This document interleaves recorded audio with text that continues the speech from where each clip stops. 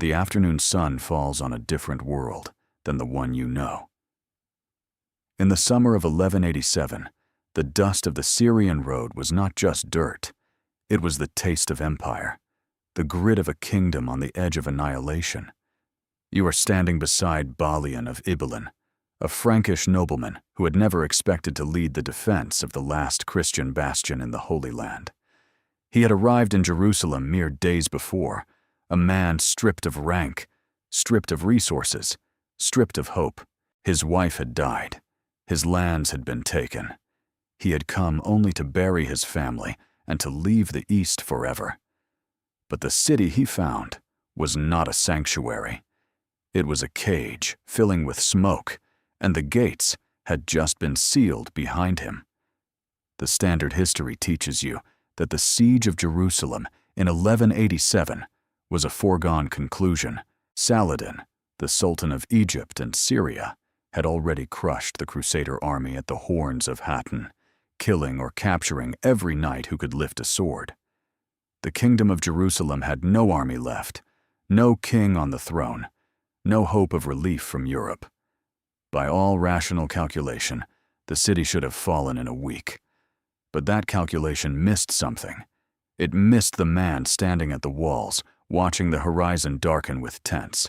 It missed the thing that transforms a nobleman into a leader and a garrison into a symbol.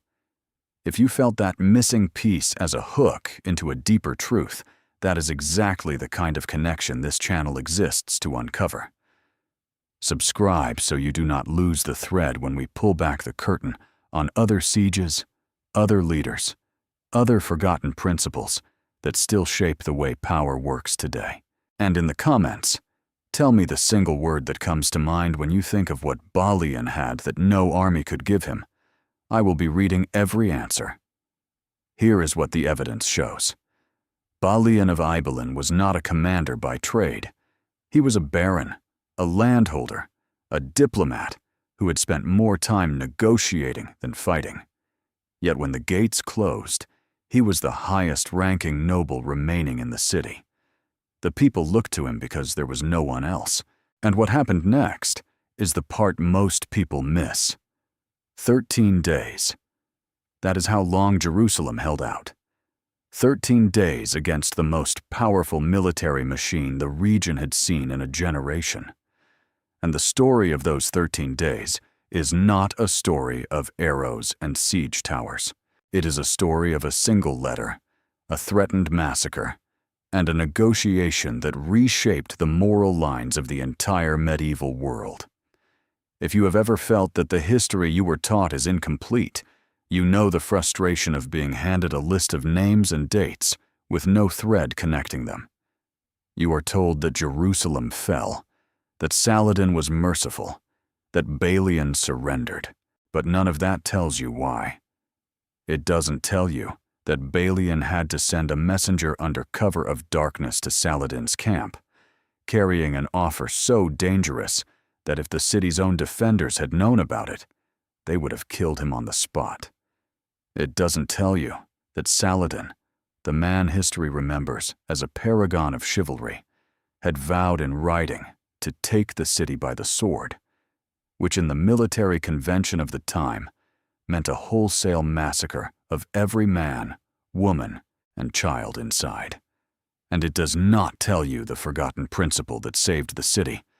The negotiation was not about terms of surrender, it was about the definition of honor. Balian had something Saladin could not take by force, a choice that would stain the Sultan's legacy forever if he made the wrong move. When Balian and Saladin finally met, they did not talk about walls or armies. They talked about a promise. Saladin had promised his commanders they would take the city by storm. Balian had promised his people he would not let them die without a fight. Both men were trapped by their own words. The question was which promise would break first. This is the moment that changes everything. Balian looked at the Sultan and said, "If you storm the city, I will slaughter every Muslim prisoner in my hands. I will burn every treasure of Jerusalem. I will tear down the dome of the rock with my own hands so that neither side possesses it." and then I will die fighting, but you will have conquered nothing but ashes." Saladin sat in silence. He had faced armies. He had outmaneuvered kings. But he had never faced a man who was willing to destroy the very thing he was defending, to deny him the victory. That was the pivot. That was the forgotten principle. You see, the standard narrative says that cities fall when the walls are breached. But cities also fall when the defenders run out of will. Balian's true weapon was not his sword. It was his willingness to turn Jerusalem into a tomb for both armies, and to make Saladin the man who let it happen. Saladin's commanders pressed him to refuse. They wanted the blood, the loot, the ritual triumph. But the Sultan had built his public image on mercy and justice, a calculated political brand that set him apart from his rivals. If he let Balian destroy Jerusalem, he would become just another conqueror. If he negotiated, he would become a legend. He negotiated. The city was spared. The people walked out alive, carrying what they could on their backs, while the Sultan watched from the gate and wept. Not from sadness, as the romantic versions tell you. He wept from frustration. He had won the war and still lost the story. But here is what the textbooks do not tell you. The terms Balian extracted were not generous. They were cruel. Every Christian who could pay a ransom of 10 dinars per man, 5 per woman, 1 per child, was allowed to leave. Those who could not pay became slaves. The poor of Jerusalem, the elderly, the sick, people who had no gold to offer, were marched into markets across the Levant and sold. 7,000 people. That is the number the chroniclers record as left behind. 7,000 faces that Balian could not save, because even a perfect negotiation has limits when you are bargaining with a man who holds every card. If this story has started to feel different from the one you heard in school, you understand why. The knight who saved Jerusalem did not save everyone. He saved the idea of the city. He saved the Church of the Holy Sepulchre. He saved the cultural artifacts that later generations would call the treasures of Christendom. But he did not save the poor. And that is the part that survival of the city depends on understanding. Let me tell you what I mean by that. Jerusalem was not saved by a single heroic speech or a dramatic sword fight. It was saved by a calculation of reputational cost. Balian understood something that most warriors of his time did not: that a man's power is only as valuable as the legacy he leaves behind. He made Saladin choose between a momentary triumph and an eternal stain. The Sultan chose eternity, but the cost of that choice was paid by the weakest. And those 7,000 slaves are the loop that history has never closed. Their names are lost. Their stories are gone. They walk out of the chronicles and into silence. Now consider this. The siege of Jerusalem happened 837 years ago. The city still stands.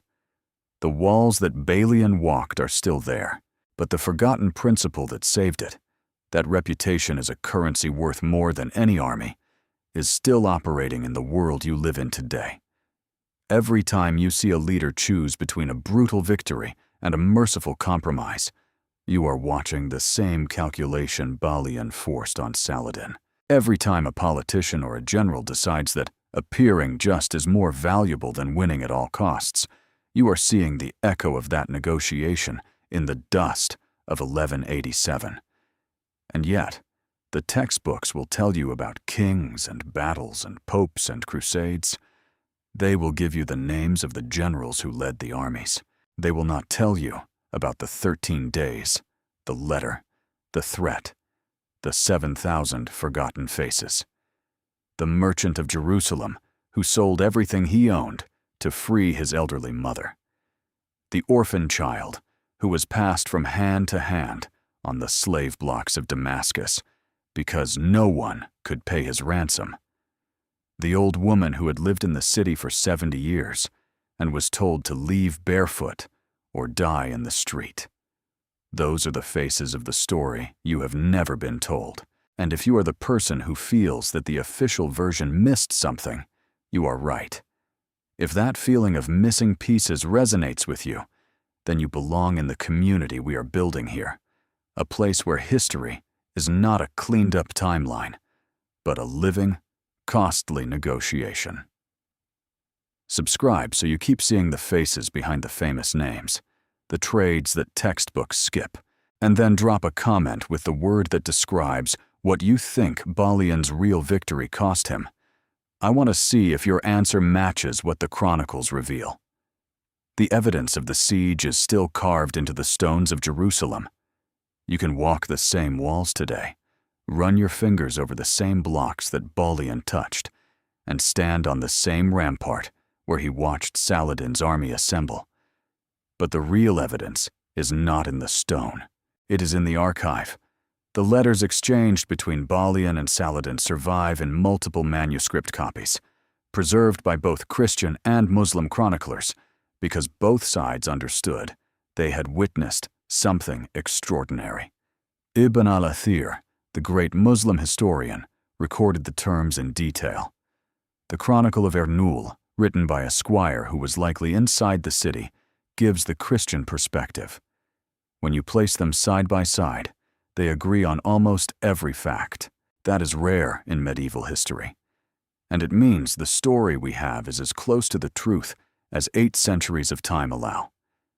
What both chronicles agree on is the moment of silence between Balian's threat and Saladin's response. The wind, the dust, the horses shifting under their riders, the Sultan looking at the Frankish nobleman who had nothing left to lose and everything left to protect. Saladin could have refused. He could have ordered the assault. His army outnumbered the defenders by an order of magnitude. The walls were already weakened by weeks of bombardment. The city had no relief force coming. By every military logic, the assault should have proceeded. But Balian had understood something that his own commanders did not. He understood that Saladin was not just a sultan. He was a brand. He had spent 20 years cultivating an image of justice and mercies across the Islamic world, presenting himself as the righteous restorer of Muslim glory, not a mere conqueror. That image was his real capital.